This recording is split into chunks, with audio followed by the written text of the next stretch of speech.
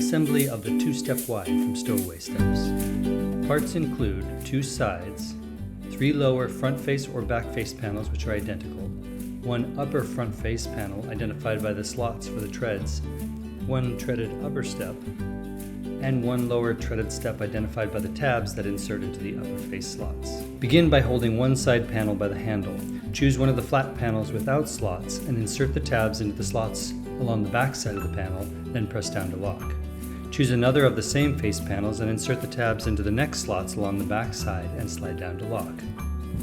Next, take the upper front face with the support slots and insert the tabs into the front, upper vertical position slots and slide down to lock. Then use the final non-slotted front face panel and insert the tab into the front lower panel slot and slide down to lock. Now take the second side panel and line up all tabs from the attached panels to the slots in the side panel. Ensure that each tab engages and locks securely. Next, take the lower treaded step, denoted by the tabs, lift slightly on the upper front face panel and insert the tabs into the slots.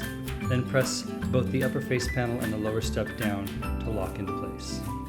Finally, the untabbed top step has notches which align neatly with the upper tabs of each panel and should lock securely into place.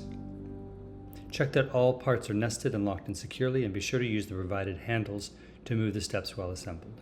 To disassemble, complete the steps in reverse. Remove the treaded top step by lifting directly up and off. Lift slightly on the upper front-facing panel to allow the tabs of the lower treaded step to be freed, then pull out and away for removal. Lift each face panel along where it connects to the slots on the side panel to release them. We find it easiest to work from the front of the step toward the back. Then remove one side panel. Each remaining front and back panel can now be easily removed and stacked for storage. Note the slight lift and remove method used on each panel. The parts can now stack flat and stow easily in one of our available storage bags.